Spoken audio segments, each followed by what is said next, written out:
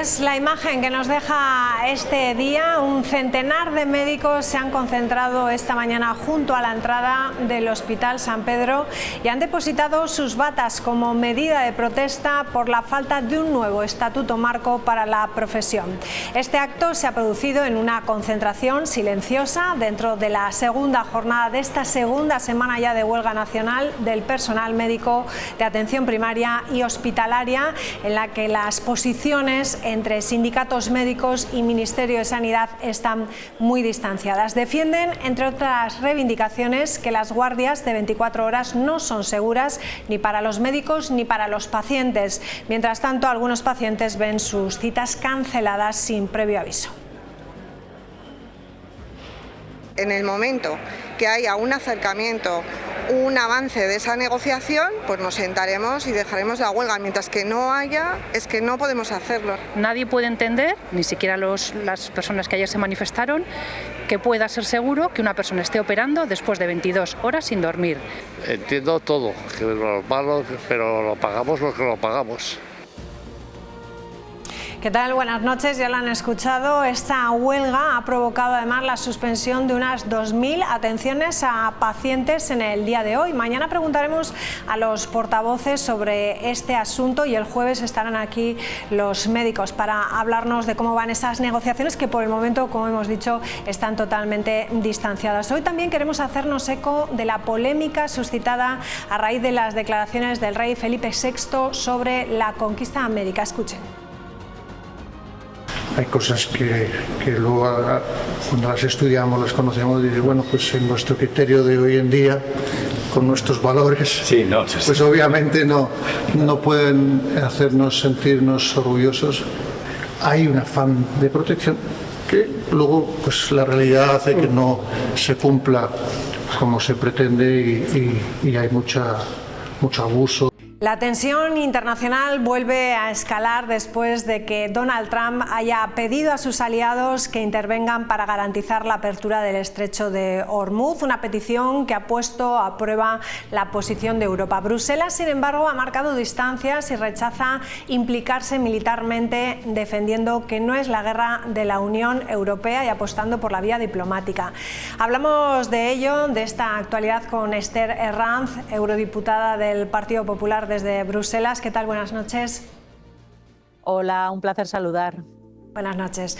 Bueno, Donald Trump ha pedido a sus aliados que intervengan para abrir ese estrecho de Hormuz, incluso con advertencias a la OTAN. No sé, ¿cómo valora esta presión? Hombre, pues la verdad es que en Europa nadie quiere una guerra. ¿Quién va a querer una guerra? Nadie en su sano juicio la puede querer. Y además la población, lo que ocurre es que sufrimos todos los efectos que tiene esa tensión que hay en el estrecho, en los países de Oriente Medio. Y todos lo notamos al ir a echar gasolina, todos lo vamos a notar en las facturas de la energía. Y sobre todo estamos todos muy preocupados por la situación que están viviendo nuestros compatriotas que están por allí o ya han conseguido volver, algunos, y por otra parte también, por supuesto, la población de allí. Lo que queremos es una vía diplomática, pues claro que la queremos y claro que la preferimos, pero claro, no podemos dejar de pensar que en el fondo lo que hay es una potencia nuclear como Irán, con el suficiente uranio como para construir 4 bombas atómicas, y la preocupación que eso a todos nos tiene que dar por la inseguridad que nos produce a todo el mundo. Y pues en esta situación, desde luego que la Comisión Europea quiera abrir una lanza por la diplomacia siempre viene bien, pero sin olvidar que dos no se pegan si uno no quiere y que en el fondo lo que está ocurriendo es que hay mucha tensión en esa zona del mundo y parece ser que no están decididos a hacer las paces de una forma diplomática. Así que con profunda preocupación, con mucha atención y desde luego con responsabilidad, porque ahora toca tomar medidas que solucionen un poco la papeleta actual. Estamos hablando de esa vía por donde pasa cerca del 20% del petróleo mundial. ¿Puede permitirse Europa quedarse al margen? Y yo preguntaría también si estamos siendo prudentes o, por el contrario, muestra también debilidad por parte de Europa o no. Hombre, la verdad es que Europa no puede ser indiferente a nada porque quien se queda indiferente al final es un actor secundario y, como decía un diplomático, cuando tú eres el postre en algo, pues normalmente es que, o cuando no te invitan a una mesa, es que se te van a comer, ¿no? Entonces, pues yo creo que Europa tiene que ser activo primero, pues desde luego por la vía diplomática, intentar solventar siempre los conflictos por la vía diplomática es lo más sensato y sobre todo lo más razonable y económico al final. Pero bueno, como decíamos, ¿no? Pues siempre con la preocupación y de conocida la información de que tenemos que ser muy responsables.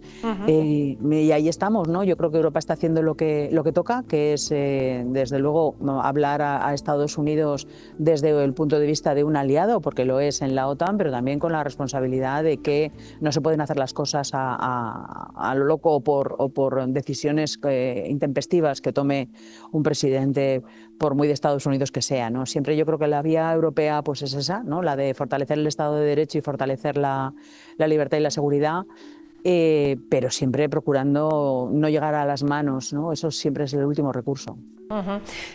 Por lo tanto, como dice eso, la Unión Europea descarta esa intervención militar directa, apuesta por esa vía diplomática. Yo no sé si en esto hay una unidad real entre los 27 o hay división interna. Pues no hay una vía, nunca hay últimamente no hay unanimidad en este asunto. Sabemos que hay algunos estados que no aprueban las posiciones más diplomáticas. Pues por ejemplo, pues Víctor Orbán, pues ya sabemos cómo está trabajando, o algunos también que están en esa línea, pero la mayor parte de los Estados miembros sí que apuestan por esa vía propuesta por la Comisión Europea de fortalecer el punto de la negociación o de la diplomacia, y en eso estamos, en defender la posición más común en la que más Estados miembros se sienten cómodos. Bueno, este conflicto está teniendo impacto económico tanto en la energía, en los mercados, en el transporte. ¿Estamos preparados para una crisis prolongada? Perdón, he perdido la conexión de voz, de audio. Sí. ¿Me oye ahora? Ahora sí, por favor. Sí. No, le estaba diciendo que esta guerra está teniendo ese impacto económico tanto en la energía, en los mercados, en el transporte, y le preguntaba eso, si Europa está preparada para una crisis prolongada. Pues la verdad es que no, y lo notamos todos en el bolsillo. Hemos visto cómo sube el precio de la gasolina. Lo que tendrían que plantearse los Estados miembros, que son los que tienen competencia en una materia como esta, es en rebajar la carga impositiva que tienen por los combustibles. En este momento estamos pagando, cada vez que vamos a pagar a una gasolinera, estamos pagando entre un 40 y un 50% del precio va a impuestos. Parece razonable que los impuestos sobre hidrocarburos se rebajen para que sea menos dañino para la economía de las familias, de las industrias y de todo el mundo en general estos impuestos, y es lo que hemos pedido desde el Partido Popular, que se rebajen esos impuestos a los hidrocarburos de tal manera que podamos sobrellevarlo esto, porque no va a ser muy corto, no va a ser inmediata el fin de la tensión. Hablan de semanas, incluso meses, algunos analistas de la situación. Por tanto, lo que parece, puesto que todavía estamos en invierno, todavía no hemos llegado al verano y vamos a tener que seguir consumiendo, pues eso, no solamente para transporte, sino también para calefacción, pues que lo más razonable es que se empiecen a pensar en medidas que rebajen esta tensión económica que están sufriendo las familias y la industria, porque hablábamos de competitividad, siempre estamos diciendo que queremos que esta sea la legislatura de la competitividad. Pues hombre, primero ayudemos en una situación como esta a las empresas para que sean más competitivas rebajando esos impuestos. Por otra parte, además, es que como al final se cobra el 21% del IVA sobre los hidrocarburos o sobre estas materias que tenemos que importar y que ahora están sufriendo esta tensión porque el estrecho de Hormuz está bloqueado y aumenta el precio del petróleo, pues como van a cobrar más, porque al final el 21% siempre será más, bueno, pues rebajen estos hidrocarburos, rebajen estos impuestos a los hidrocarburos, porque como digo, estamos pagando entre un 40 y un 50% solo en impuestos. Luego, por tanto, esto yo creo que tiene un margen para que los Estados miembros se lo planteen y nos hagan a los ciudadanos más fácil la vida y también a las empresas. Y a esperar estas semanas o meses que quedan por delante, porque como digo, no va a ser muy corto, se va a dilatar un poco en el tiempo según todos los analistas, y lo que parece razonable es que demos una solución al ciudadano. Sí, ayer también desde la Asociación de Gasolineras de Estaciones de Servicio aquí en La Rioja se pedía eso, ¿no? La rebaja de esos impuestos con los precios que en el diésel, por ejemplo, llegan ya a 1,9, ¿no? Y en la gasolina a 1,79, con lo que eso implica en el bolsillo de los ciudadanos, como dice. Efectivamente, porque es que además ahí hay otra coadyuvante que tenemos los españoles, y es que el gobierno de Sánchez ha decidido ya hace tiempo que al gasóleo se le va a incrementar mucho más los impuestos de hidrocarburos hasta hacerlo, yo diría que prácticamente insostenible, dada la situación actual. Por tanto, tendría que ser un freno y marcha atrás en las políticas, en las decisiones políticas tomadas por el gobierno socialista español para que no sea el impacto. También es verdad que cuando se tomaron esas medidas, por supuesto, nadie pensaba que nos íbamos a ver en esta situación de conflicto en Oriente Medio y tan tensa como la que tenemos ahora, pero yo creo que es un momento para que se lo replanteen, porque la verdad es que no puede ser, es una asfixia. Realmente los que nos acercamos a las gasolineras a echar combustible sabemos perfectamente cómo está la situación y que realmente uno paga el doble por rellenar el mismo depósito de lo que hacía hace 4 meses, ¿no? Bueno, esta crisis además vuelve a poner sobre la mesa el debate energético. Usted recriminaba estos días a la comisaria de Medio Ambiente, a Teresa Ribera, que como ministra de España se posicionó contra la energía nuclear y ahora dice que vende lo contrario en Europa. ¿Por qué España, ¿no?, le preguntaba, no está haciendo lo que está recomendando la Unión Europea? No sé qué respuesta obtuvo.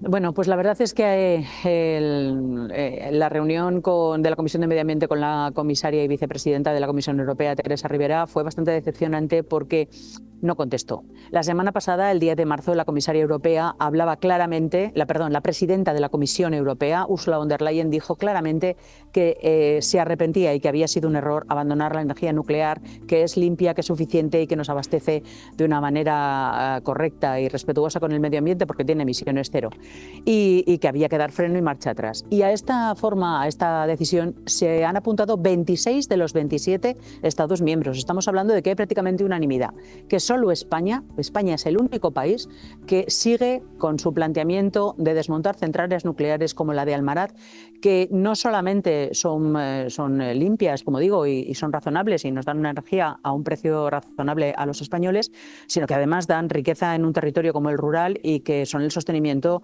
de buenas comarcas, como es el caso de la central de Almaraz, como digo, que es la primera que tienen en el calendario para eliminar.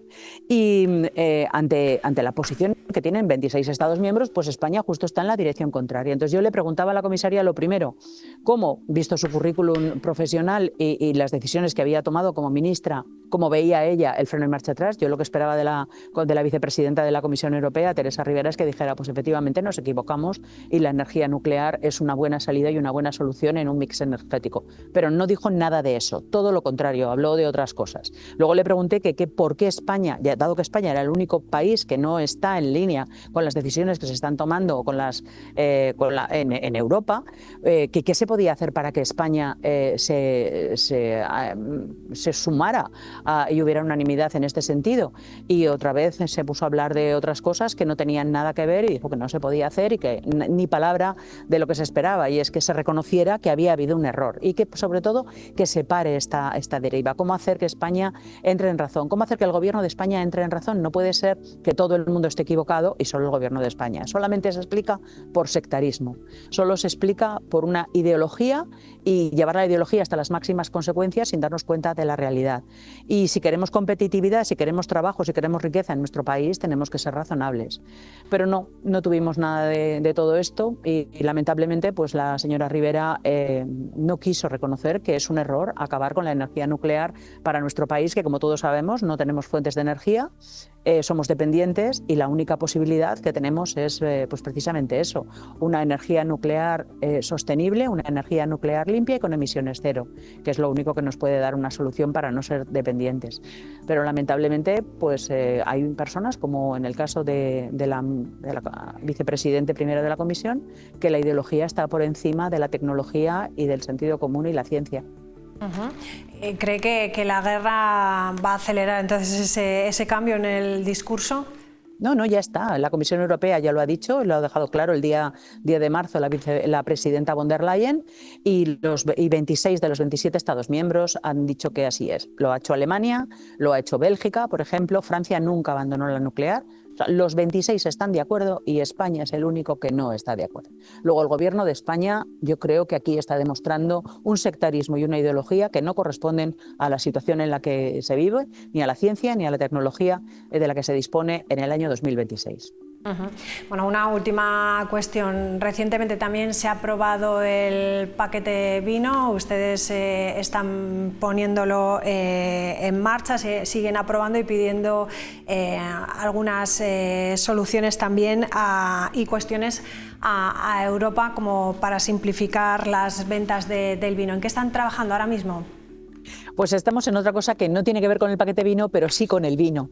Resulta que la Comisión Europea ha dado unas reflexiones sobre el mercado único y los problemas que tiene el mercado único para funcionar, es decir, que haya una buena corriente comercial sin obstáculos y barreras entre los 27 Estados miembros. Y sucede que el vino, cuando se vende online, tiene un problema porque tiene una accisa distinta en los diferentes Estados miembros, es decir, hay países donde la accisa es cero, como España, que te paga cero, pero hay otros que tienen una accisa muy alta, que incluso puede llegar al 20%. Entonces, para una bodega pequeña, por ejemplo, porque las grandes tienen más solucionado, porque tienen más medios, pero para una bodega mediana o pequeña, vender vino online a un cliente que pueda estar, por ejemplo, en Suecia o en Dinamarca o en Lituania, pues tienen un problema porque hay que acudir a varias ventanillas para pagar ese impuesto y demás.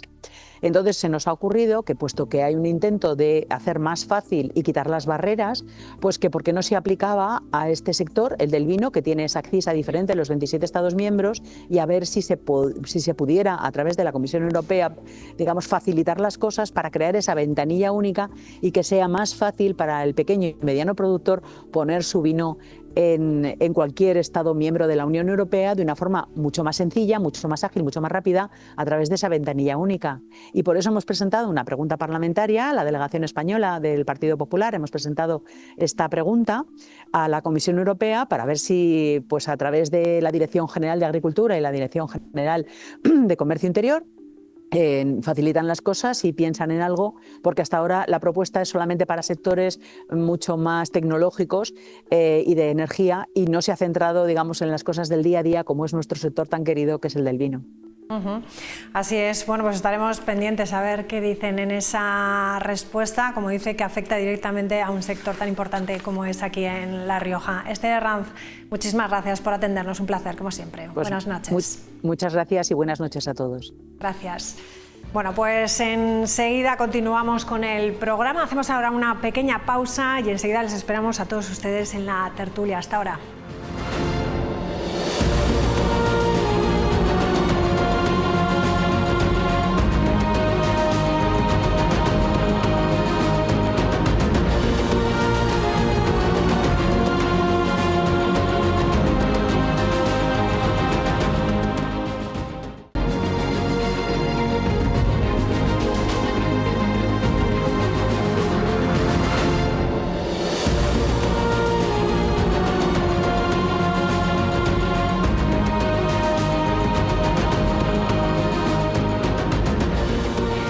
Bueno, pues comenzamos ya la tertulia de este martes aquí en Punto de Encuentro y vamos a dar la bienvenida ya a Andrea Pascual. ¿Cómo estás? Buenas noches. Buenas noches, María. Bienvenida. Está con nosotros también Eduardo Noguero. ¿Cómo está?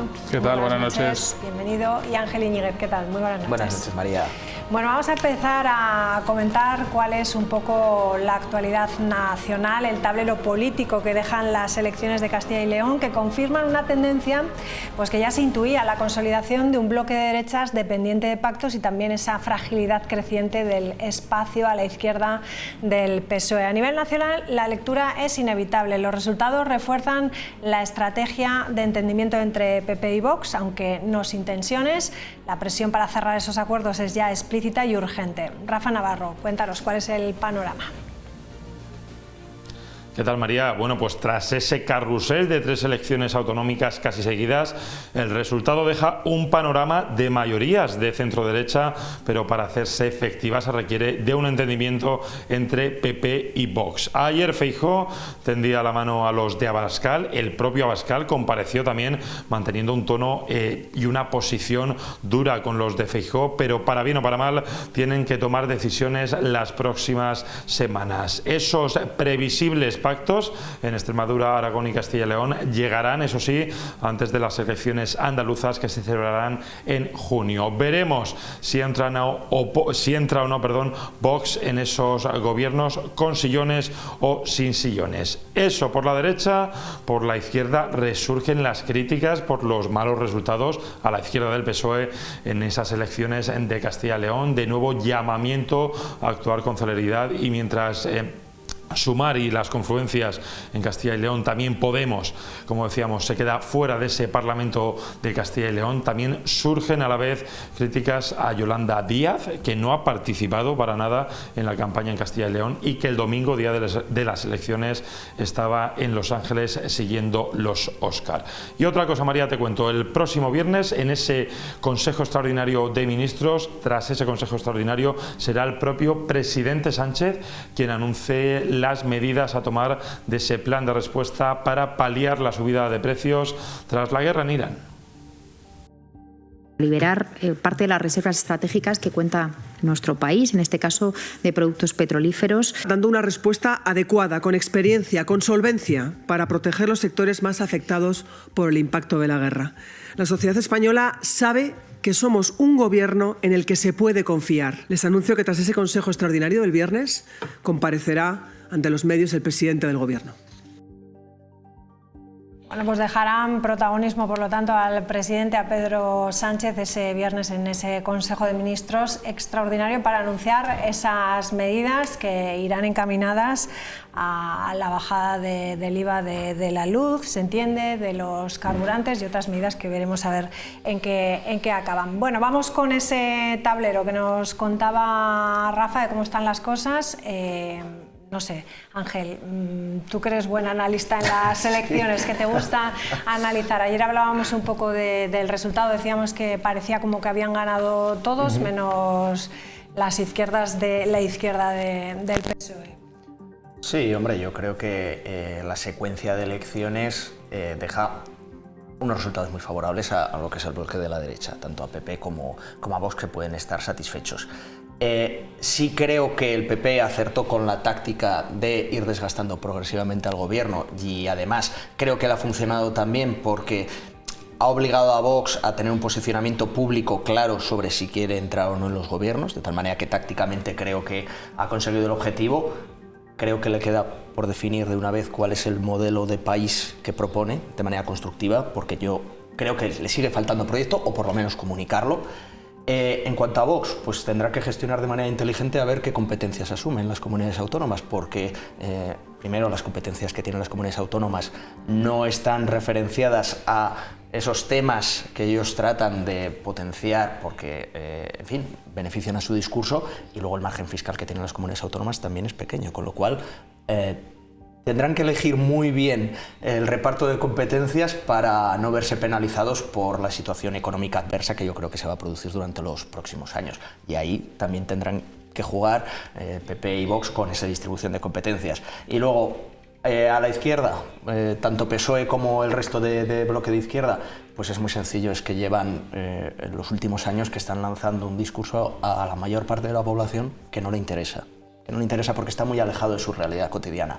Entonces, bajo mi perspectiva, o hacen un reenfoque estratégico, que ya de alguna manera empiezan a hacerlo, en Castilla y León lo han hecho hablando de cuestiones más cotidianas, más apegadas al terreno, y se dejan de discursos ideológicos que muchas veces están dentro de esa guerra cultural que ellos defienden, o yo creo que van a seguir continuamente perdiendo más y más votos, sobre todo porque la desafección con el gobierno de Pedro Sánchez es, yo creo, absolutamente generalizada.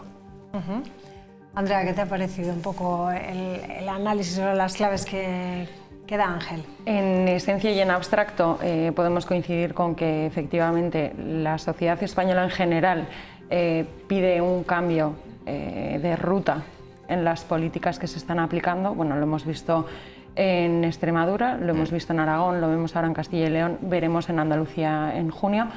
Pero sí que no coincido respecto al tema de las estrategias que se han llevado a cabo por los distintos partidos. ¿Por qué? Porque hemos visto como el PP prácticamente ha basado su estrategia en insultar. O sea, insultar constantemente a Vox, intentando atraer el voto del descontento. Efectivamente hay una línea de desgastar también al gobierno de Sánchez, pero intentan atraer ese voto del descontento. Y ahora, después del resultado electoral, lo que pretenden es que se les regalen los votos de Vox a cambio de nada. Ya lo dijo Mañueco el otro día, ¿no? Que él quería gobernar en solitario, que Vox estuviera fuera del gobierno y gobernar en solitario. Respecto al tema del reparto de las competencias, ya lo expresó el otro día, yo creo que bastante claro, Abascal, cuando dijo que los programas o la forma de gobernar se iba a negociar medida a medida y con límites temporales claros. ¿Por qué? Porque estamos acostumbrados a que el PP se sienta incómodo con tener que cumplir, porque ya hemos visto cómo prometen pero no cumplen. Y después de que se llegue a acuerdos en esas medidas, veremos quién ocupa qué espacios. Pero primero, qué medidas, cómo se van a cumplir y en qué plazos. Porque claro, el PP ahora va a negar Mercosur, por ejemplo, va a negar las medidas de la Agenda 2030, se van a quitar el PIN de la solapa, por ejemplo. Van a estar de acuerdo con desmarcarse de los pactos nacionales que nos imponen medidas que vemos que no tienen un resultado, como pueden ser, por ejemplo, el Pacto Nacional por la Violencia de Género, que vemos que cada vez hay más mujeres muertas en el país, o no sé, este tipo de cuestiones, las cuestiones tributarias, por ejemplo, que hemos visto también como cuando el PP a nivel nacional ha podido gobernar en solitario, no nos han bajado los impuestos. Yo creo que no van a bajar los impuestos ni aunque gobiernen con vosotros, me refiero, bueno, porque es que el margen fiscal es el que existe, pero lamentablemente, propiciado por el gobierno de Pedro Sánchez.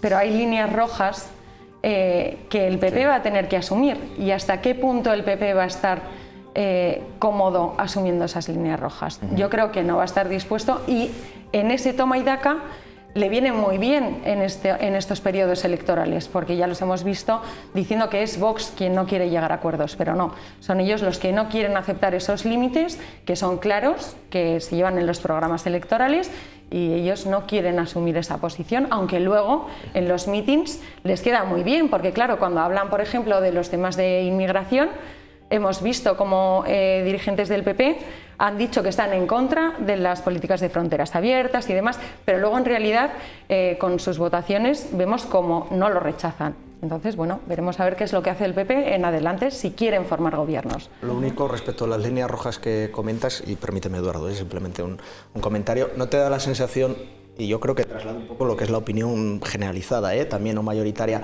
de que esas líneas rojas no guardan una proporcionalidad con la representatividad que tiene cada uno de los partidos? Quiero decir, o sea, las líneas rojas que quiere marcar Vox no son demasiado impositivas para en fin, el porcentaje de votos y el porcentaje de representación parlamentaria que tiene? Siempre van a tener a su disposición el PSOE si quieren pactar otro tipo de políticas, y Vox no es un partido que haya nacido para ser una bisagra ni para ser la muleta del PP. Por lo tanto, si están conformes con estas líneas rojas, que lo acepten, y si no, tienen otros partidos con los que pactar, como es el PSOE, y si quieren, oye, que se retraten pactando con el PSOE. Vale, vale. ¿Qué va a pasar, Eduardo? ¿Cómo están las cosas? Lo tienen claro desde Vox. Además, hemos oído hoy, creo, ¿no?, a Abascal, que hasta ahora no había sido tan claro, ¿no?, diciendo que sí que quieren gobernar, que ellos no van a entorpecer lo que son los gobiernos. No sé, ¿qué opinas? Cuestión de política, la verdad es que poco. Pero bueno, ¿cuál es tu perspectiva? Pero no me mojo, eso se lo dejo a los profesionales de la política. Sí que por lo menos llamar la atención, o sí que por lo menos sí que me gustaría llevar el debate a una cosa que yo entiendo que se da muchísimo en nuestro país y que es algo que además que lastra luego, no la política en sí, que insisto que es algo totalmente ajeno a mi diatriba en este momento, sino a la vida luego que nos rige luego como españoles en nuestro país, y es que el problema no es quién gana, sino cómo gobierna. ¿Por qué? Porque estamos más más que en una democracia de partidos, que decía Torres del Moral, estamos ya casi en una democracia hooligan, que además el otro día aquí también un compatriota aquí en Logroño también hacía un artículo brillante sobre ello. ¿Quién se ha leído el programa de PP, PSOE, Vox? Yo que sé quién más se ha presentado y demás. Porque que salga Vox ahora diciendo lo que diga, que me da igual, que salga el PP diciendo vosotros habéis hecho o no y demás. Yo lo que quiero es, me da igual siglas y demás, ahora el mensaje yo lo que quiero es a nivel de impuestos, por ejemplo, a nivel de impuestos porque es lo que se ha tratado aquí, que entiendo que sí que es algo fundamental dentro de la empresa y del derecho penal, que es donde yo me muevo, y de asesoramiento.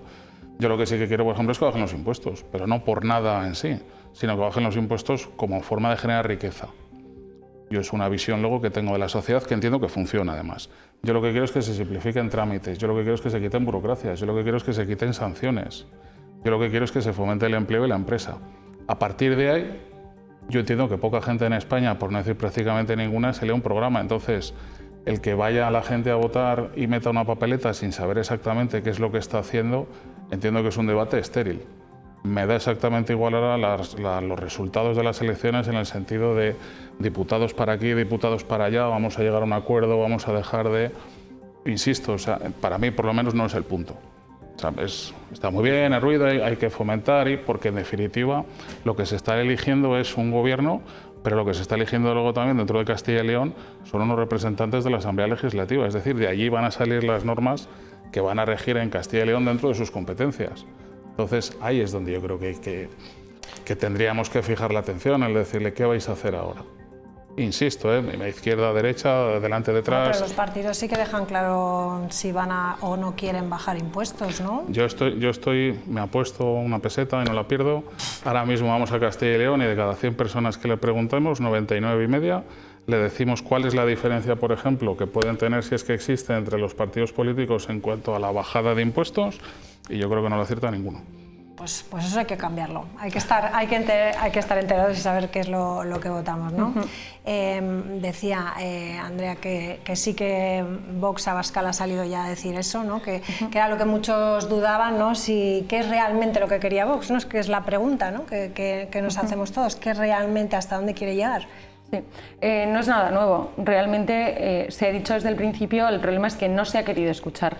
Es lo que estábamos comentando un poco antes. Ha habido una campaña tan fuerte por parte del PP de negar que existían unas negociaciones o que si había algún tipo de contacto se estaba intentando entorpecer porque le servía muy bien de herramienta para las campañas electorales, que igual no se ha dado tanto a conocer. Pero sí que existían esas negociaciones, por ejemplo, en Extremadura, cuando había una campaña en Aragón. Y entonces, igual no interesa decir en qué consistían los puntos que se estaban negociando. Pero claro, hasta donde llega cada uno, pues yo también entiendo... Lo de Extremadura tiene que ser ya, ¿no? Eso sí que ya es urgente, ¿no? Claro. Porque...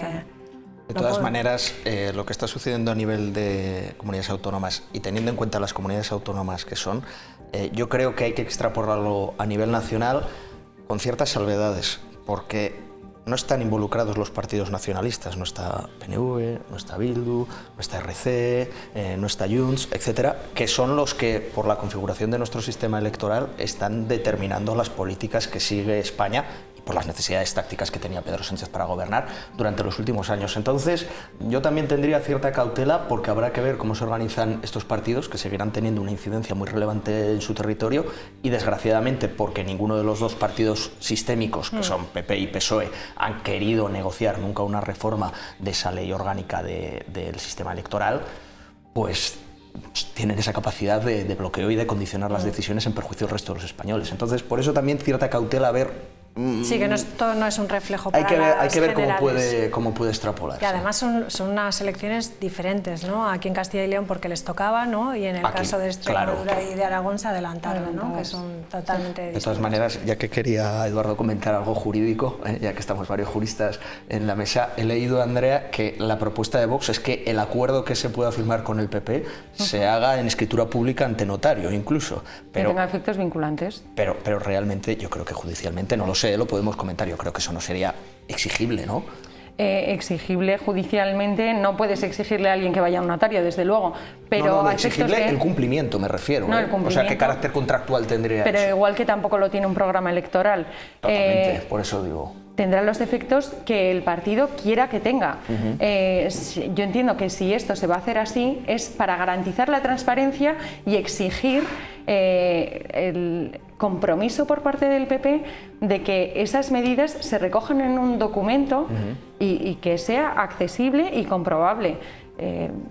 Si es por transparencia, me parece lógico. Me parece que vaya de Ahora bien, suyo. por coercitividad, que era también lo que decían, lo veo más difícil. No, me parece que vaya de suyo. Eso los juristas decimos, hay un dicho en alemán, obviamente no lo voy a pronunciar en alemán, pero es ley sin sanción, campana sin badajo. Es decir, se eleva a público, y entiendo que tampoco hace falta elevarlo a público, pero bueno, todo lo que sea luego acudir a notaria siempre está bien. Un saludo a los notarios, que además sé que nos ven. Venga, pues un saludo. Vamos con otras cuestiones. El juicio contra el ex director gerente de una bodega que se apropió de más de 1,9 millones de euros en su propio beneficio estaba previsto para hoy. Sin embargo, se va a aplazar hasta el 27 de abril por la voluntad de las partes que parece quieren llegar a un acuerdo. El fiscal solicita una pena de 4 años de cárcel porque las grandes cantidades de dinero defraudadas no estaban justificadas con motivos laborales. Además, cargó en las cuentas del grupo más gastos por varios viajes que no estaban tampoco relacionados con su actividad comercial. Eduardo, cuéntanos un poco cómo va este juicio. Al final eso, se quiere llegar a un acuerdo y se aplaza. Por lo que se ve que se ha aplazado luego la vista que estaba prevista para hoy, hay en principio 3 delitos que pivotarían sobre los hechos. Estaría una administración desleal, estaría una apropiación indebida y estaría un delito continuado. Y nos puede llamar mucho la atención, sobre todo dos circunstancias. Uno, la cuantía, no voy a decir de lo defraudado porque todavía está presunto y se tiene que juzgar, pero la cuantía que se está moviendo. Y luego también el hecho de que se estaba tirando de tarjetas, se estaba tirando luego de recursos de la empresa y de cómo se ha podido terminar o cómo se ha podido llevar luego a esta situación. Y es que muchísimos de los casos penales en las empresas entran precisamente por esto. Cuando se le da una tarjeta de empresa, cuando se le deja luego a una persona, a un administrador, a un gerente, a una persona luego que dirige un negocio y hace una serie de gastos que luego no vamos a decir ni que sean elevados ni que estén precisamente afectos a la actividad, sino que luego estén sin justificar. No es el caso, entiendo que no es el caso, sí que hay muchísimas empresas que hacen gastos muy elevados, pero luego tienen esa justificación. El problema aquí con este caso, por lo que dice el escrito de acusación del fiscal, es que el imputado se debió de pasar más de 700.000 euros por unas cuestiones de consultoría que habrá que analizar en su momento y luego había hecho cargos con una tarjeta luego de la empresa. Entonces esa administración desleal es la que se persigue en nuestro ordenamiento jurídico y es por lo que una persona que en su día pues era el todopoderoso gerente de una conocida bodega de aquí, ahora mismo se sienta en el banquillo y la pena no es menor porque se le piden 4 años de prisión. 30.000 euros de indemnización en concepto de multa y por supuesto devolver la cantidad más los intereses. Estamos hablando que es un dineral. Así es. Ángel, ¿cómo es posible, no? Esos casi 2 millones presuntamente gastados en beneficio propio, no sé, ¿cómo se puede llegar a pasar unas facturas sin ver esos gastos? Yo eso es algo que no Que no lo Hombre, entiendo. supongo que habrá sido en una auditoría, ¿no?, donde se habrán detectado estas irregularidades, teniendo en cuenta la bodega que es y el volumen de facturación que tiene. Pero bueno, en fin, delitos de este tipo o infracciones de este tipo se pueden cometer. Hay mecanismos preventivos para evitarlas, pero bueno, pueden fallar, me refiero, no son mecanismos absolutos, y están por tanto los mecanismos punitivos para reaccionar cuando esas situaciones se producen, que no solo existen en la vía penal, sino también en la mercantil, y los socios de una empresa tienen acción directa contra el administrador si ha cometido algún acto que genera responsabilidad para la empresa mercantil y por tanto para los socios que forman parte de ella, cuando ha actuado de manera malintencionada, dolosa o con incumplimiento muy gravemente negligente de sus obligaciones. Entonces, mecanismos preventivos existen. En todo, en derecho, existen las leyes y luego existe la voluntad de cumplir las leyes, es decir, es necesario que haya un compromiso ético de todas las personas de cumplir ese estándar normativo que se establece, pero bueno, existen los mecanismos punitivos y la justicia hará su trabajo. ¿Cuál sería un buen acuerdo, Andrea o Eduardo? A ver, yo entiendo que si hoy han suspendido el juicio porque existe una voluntad de las partes de alcanzar un acuerdo, entiendo que será...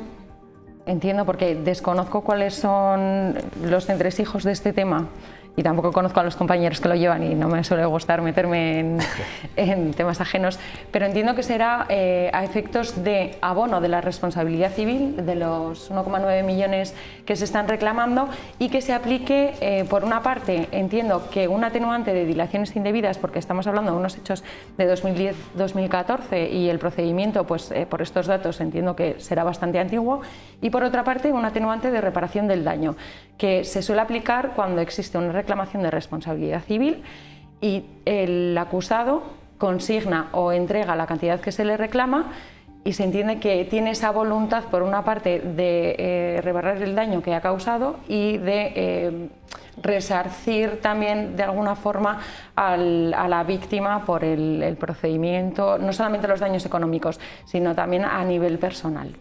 Eduardo, ¿cuál sería para ti un buen acuerdo? No lo comparto, no por... Yo creo que sí que estamos de acuerdo en que sí que han solicitado algún receso a las partes, estoy plenamente convencido, para el tema de la cuantía económica y luego para evitar la prisión, que entiendo que será luego al final el acuerdo que se llegue. No lo veo tanto como responsabilidad civil en sí, sino como el reintegro luego del indebido, porque no surge un daño resarcible en sí de que se tenga que cuantificar y se tenga que decir, sino que la cuantía ya está establecida. En apropiación indebida, lo que nos dice el tipo penal es cuando tú te estás apropiando, cuando tú estás haciendo tuyo algo que tienes disposición de lo mismo, pero no tienes derecho a quedártelo. Es que creo que igual no me he explicado, es que los 1,9 ya están cuantificados, efectivamente lo que habrá será, de hecho la Fiscalía de La Rioja lo que nos exige para la aplicación del resarcimiento del daño es el abono por lo menos de un 70% de la cuantía. Entonces, que se abone ese 70% de la cuantía para la aplicación del atenuante y además, efectivamente, con la aplicación de esas dos atenuantes, que la solicitud de pena se quede en menos de 2 años para que exista la posibilidad de suspensión de esa pena de prisión. Entiendo que es el acuerdo que están intentando alcanzar, porque no existe la posibilidad de que haya una retirada de las acusaciones en el momento que ya hay una apertura de juicio oral y está el fiscal metido de por medio con toda la prueba que ya existe. Entiendo que habrá bastante documental y que el fiscal, con lo que hay ya, pues no va a retirar la acusación, pero es un delito público y da igual lo que haga la acusación particular en este caso. Entonces, entiendo que los tiros irán por ahí, una pena de prisión suspendida con la aplicación de estos dos atenuantes. Eso es, sí, ¿no? Evitar la cárcel. Insisto, gracias por las matizaciones, yo voy por otra línea. Vale, entiendo luego que eso luego es un acuerdo que se llega con Fiscalía, se pueden luego retirar las acusaciones cuando luego se elevan a definitivas, es tan sencillo como apartarnos, pero insisto, que no venimos aquí, yo por lo menos, para enzarzarnos aquí en cuál es la forma aplicable y demás. Sí que entiendo que el objetivo es a toda costa evitar la prisión y luego sí que entiendo que sí que se estará poniendo dinero encima de la mesa. ¿Vale? A partir luego de ahí ya, no quiero entrar ya ni en atenuantes, ni sí, ni no, que tampoco lo veo, ¿vale? Porque las atenuantes indebidas es cuando ha habido una instrucción o ha habido luego en definitiva un retraso en el proceso que no sea imputable luego a esta persona, tampoco es que haya pasado tanto tiempo y además luego habría que mirar a ver si luego esas dilaciones luego se le son imputables a él. Pero insisto, ¿vale? Sobre todo evitar la presión. Eso es, ese es el objetivo principal, ese es el acuerdo. Imaginamos todos. Venga, pues vamos también con unas declaraciones que han levantado ampollas. Hoy la presidenta de México ha reconocido el gesto del rey Felipe VI, quien ayer admitía en una conversación informal con el embajador de México durante una visita a una exposición sobre las mujeres indígenas en Madrid, los abusos producidos en el proceso de colonización de aquel país por parte de los españoles. El anterior presidente de México, Manuel López Obrador, remitía hace 7 años una carta al rey en el que le pedía que España presentara disculpas por los abusos cometidos durante esa colonización. La carta no obtuvo respuesta en aquel momento, lo que provocó un choque diplomático que se arrastraba desde aquel momento. Vamos a escuchar exactamente qué fue lo que dijo Felipe VI en el día de ayer. Hay cosas que luego, cuando las estudiamos, las conocemos, y dices, bueno, pues en nuestro criterio de hoy en día, con nuestros valores, pues obviamente no pueden hacernos sentirnos orgullosos, pero hay que conocerlos y en su justo contexto, no con excesivo presentismo moral, sino con un análisis objetivo y riguroso y sacar lecciones, porque también ha habido luchas, digamos, controversias morales y éticas en cuanto a cómo se ejerce el poder desde el primer día. Es decir, los propios reyes católicos, la reina Isabel, ¿no?, con sus directrices, las leyes indias, todo el proceso legislativo, hay un afán de protección que luego, pues, la realidad hace que no se cumpla como se pretende y hay mucho abuso. Pues no sé qué lectura hacer de estas declaraciones, porque además el vídeo lo ha pasado la Casa Real y ha habido diferentes interpretaciones. Ángel, ¿qué te parece? Pues cuestionable en forma y en el fondo. Primero, en cuanto a la forma, yo creo que una declaración que tiene este carácter institucional no puede hacerse con una especie de robado de un móvil que se publica en una red social. Quiero decir, yo no estoy de acuerdo en que España tenga que pedir disculpas a México. Pero si socialmente o institucionalmente se entiende y se alcanza ese consenso, pues por lo menos que sea una declaración institucional de la manera de vida y no una especie de... Esto no es una declaración Claro, institucional. esto es de pronto así como una conversación informal, pero cuidado, que yo creo que estaba buscada y en fin, orquestada y materializada para que así sucediera y como dicha de manera medio escondida, medio avergonzada. Yo creo que se nota bastante incómoda al rey, por lo tanto ya el formato comunicativo no me parece idóneo. Tampoco comparto el hecho de que se esté comprando el marco discursivo que introdujo López Obrador, que fue el que forzó la ruptura de las relaciones diplomáticas con España, o desde luego el que las tensó y las debilitó. ¿Por qué? Porque López Obrador solo está utilizando a España como chivo expiatorio de todos los problemas que tiene México. Y yo creo, en fin, en los procesos de independencia ya han transcurrido más de 220 años desde que acontecieron. Son naciones independientes desde hace mucho tiempo, naciones que en el momento en que se independizaron eran más ricas que la metrópoli y más ricas que sus vecinos del norte, y por tanto merecería una reflexión interna de qué se ha hecho mal para que nos encontremos en una situación económica y política más inestable de lo que probablemente sería el desarrollo histórico que podrían conseguir. Y luego ya en cuanto al contenido, hombre, yo creo que históricamente es innegable que en la conquista española se cometieron abusos. O sea, esto es una cuestión históricamente incontrovertible. De la misma manera que es incontrovertible, y por eso me hubiera gustado que el rey pusiera también más énfasis en los aspectos positivos que tuvo la llegada de los españoles a América. Uno fundamental, que lo mencionaba de soslayo, que España ha sido, no voy a decir el único, pero desde luego de los pocos imperios que en el momento en que empieza esa expansión, esa conquista, se plantea si tiene derecho y legitimidad a hacerla.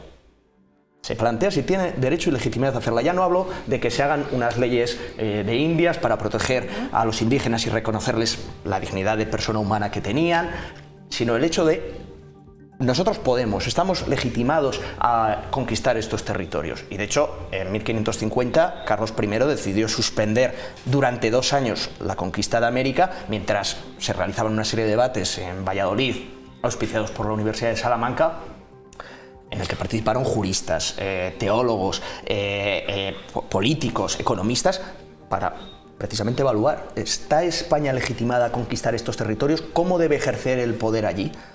En fin, yo creo que eso merece la pena que se ponga en valor porque es algo muy diferencial de cómo se comportó el imperialismo español en América en relación con cómo se han comportado otros imperialismos en otras partes del mundo. Entonces, en forma, no entiendo cómo se ha realizado, me parece muy desafortunado y en fin, solo parece que pueda dar lugar a pensar que ha habido cualquier tipo de intencionalidad diplomática subrepticia que no se quiere decir abiertamente, no se quiere confesar abiertamente, pero se introduce de soslayo. Y luego, en cuanto al contenido, en fin, yo creo que el rey es el primero que debería velar también por destacar las cosas positivas de la historia de España. Ya tenemos grandes fracasos, sobre todo en el siglo XX, también algunas luces, por supuesto, como para estar continuamente machacándonos y hablando de las cosas que hicimos mal. Hicimos también muchas cosas bien, y los americanos son los primeros que son conscientes de ello. Eduardo, ¿qué te parece a ti? ¿Coincides con Ángel en eso? Es un poco raro, ¿no? Este vídeo, robado, como decías tú, sí, que lo pase la Casa Real, ¿no? Un poco extraño el mensaje que se quiere dar, como dices, si quieres hacer un mensaje institucional, lo haces, ¿no? Yo creo que está sacado de contexto, y además sacado de contexto, y como muchas veces nos pasa en este país, nos falta muchísimo contexto. Está sacado de contexto, lo primero, que no es una declaración institucional, va de suyo, se ve que ha ido a algún tipo de exposición o de jornadas luego. La exposición está muy bien, por cierto, es muy recomendable que la visite la gente. Va sobre una exposición y luego a mí me gustaría luego ver todo el contexto en el cual se producen luego estas afirmaciones, pero es que aún así, con todo, a estas alturas... Bueno, pero sacado de contexto quiero decir que eso lo han enviado...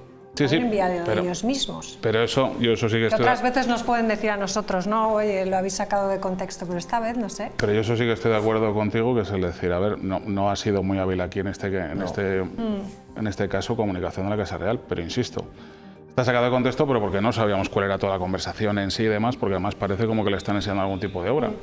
Y luego, son una serie de debates que hoy en día, en el estado en el que estamos nosotros como civilización, y ya digo, con todos los países y sobre todo nosotros aquí, empezar a preguntarnos este tipo de cosas, es que es exactamente el mismo símil que si nosotros le pidiéramos explicaciones hoy en día a Italia porque el Imperio Romano nos conquistó, que precisamente además no fue una conquista con abrazos y con amor y demás, sino que fue una conquista en los tiempos en los que se hizo, que eso es un poco lo que estaba diciendo Su Majestad en el sentido de decir, en aquellos tiempos y visto desde nuestros ojos y desde nuestros usos y costumbres, pudiera ser que existieran unos abusos.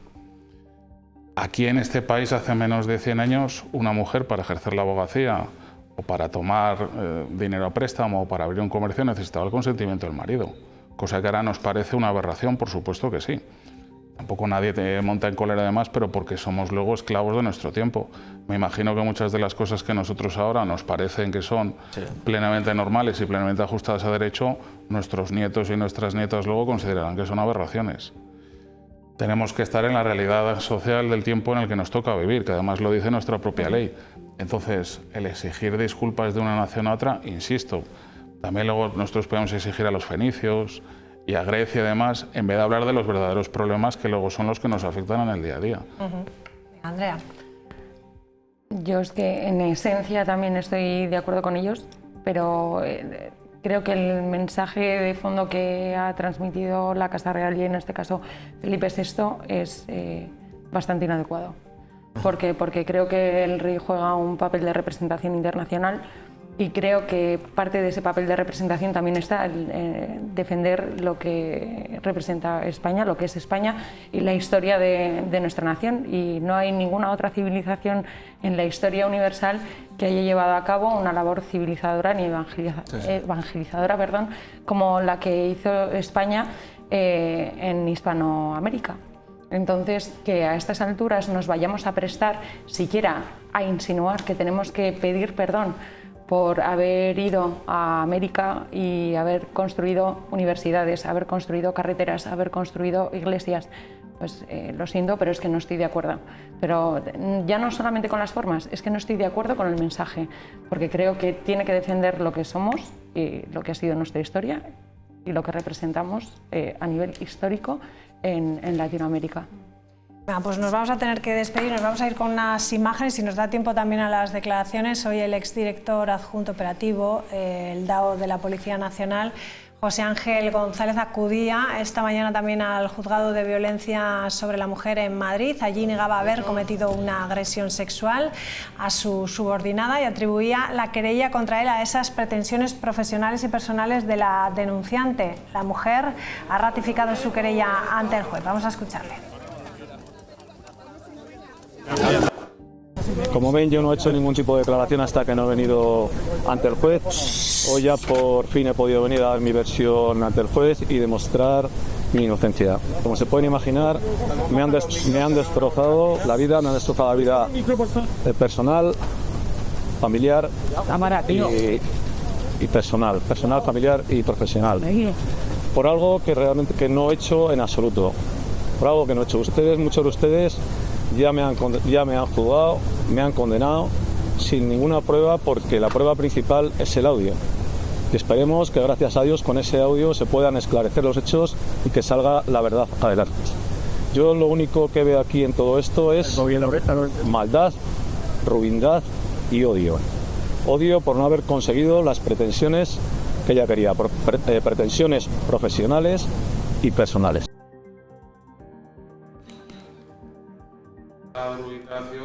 Que eso no quita el que pueda ser acusado, imputado y condenado por un delito de agresión y violencia sexual. Es un tema que además me toca bastante de cerca, porque soy el abogado de Jupol, que es el sindicato mayoritario de la Policía Nacional en España, y dentro del colectivo, dentro de la Policía Nacional, existe una situación de rechazo más que generalizado precisamente por abusos como el que ahora mismo está encarnando esta persona, que fue el número 1 de la Policía Nacional en España. Entonces, entiendo que ahora es una versión que sus abogados, que son además excelentes, le están conformando para dar, pero entiendo que las pruebas son abrumadoras. ¿Tendré algo que añadir? Él mismo ha reconocido la veracidad de los audios que se han presentado como prueba en el procedimiento. Ha pretendido sacarlos de contexto, reproduciendo durante su declaración determinados trozos, y bueno, ya lo hemos podido escuchar, que dice que es por celos. Pues bueno. Veremos a ver qué pasa. Ángel, ¿algo que añadir?